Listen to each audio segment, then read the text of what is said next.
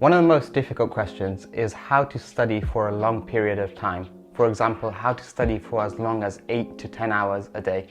There's a few tips I have in order to help you to do this. The first thing I do is prioritize my tasks in order of their difficulty. What I mean by this is the most difficult tasks should be the first thing that you start the day with. The reason for this is, for me, when I start my study sessions, I have the highest amount of physical and mental energy at the start of my study sessions. Therefore, I start with the most difficult tasks at the start of the day, and I can complete them prior to doing the easier tasks later on in the day. The problem with doing simple tasks earlier on in the day is it gives you this false sense of progress, where you feel like you've done a lot, but you actually haven't done much at all. So the most simple thing is to make a list of all the topics that you have to study for the day, and start with the hardest topics earlier on in your study sessions. At the end of the day, this is when your physical and mental energy begins to dissipate, and that's why it's better to do the easier tasks later on in the day. The second thing I do is I do exercise in the middle of those study days. As far as academics are concerned, exercise boosts your ability to learn as well as improves long-term memory.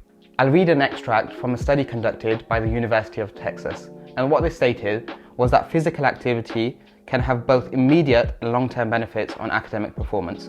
Almost immediately after engaging in physical activity, children are better able to concentrate on classroom tasks, which can enhance their learning. This study indicates that physical activity can not only get more out of your study day, but means that you could study for a longer period of time. The other tip I have is napping earlier in the day. There are so many studies that show an improved level of concentration when people nap. I'll read an extract from a study conducted by NASA about pilots that napped.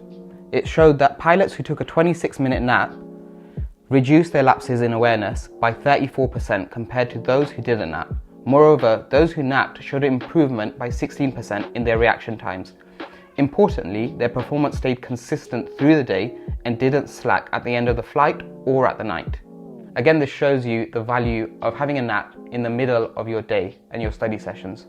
The one thing that I would advise is napping for about 30 to 40 minutes and limiting it to this amount. The reason for this is you want to avoid going into deep sleep.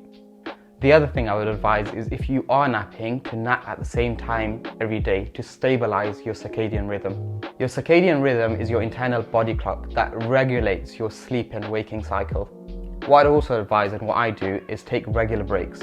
The best way to do this is using the Pomodoro Technique. With the Pomodoro Technique, you set a task at hand and you work for 25 minutes. After you've completed that study session, have a 5-minute break, and then follow that with another 25-minute study session. Do this for 4 study sessions and follow that with a 30-minute long break. I can usually do this for about 12 study sessions before I really get tired. When you get very tired, set a very large study break, maybe 1 or 2 hours, and then you can get back into it. What I'd also advise is, if possible, to work in daylight. This is a very important point, and I want to read an extract from a study showing the benefits of working in daylight. So in this study, 2 groups of people had to work for 6 hours, either in artificial light or daylight, for 2 days. Compared to the afternoon, people who had daylight were significantly more alert at the beginning of the evening, and subjects who are exposed to artificial light were significantly sleepier at the end of the evening. The daylight group were found to have better cognitive functions such as reasoning, memory, and attention that you require to do intense mental work.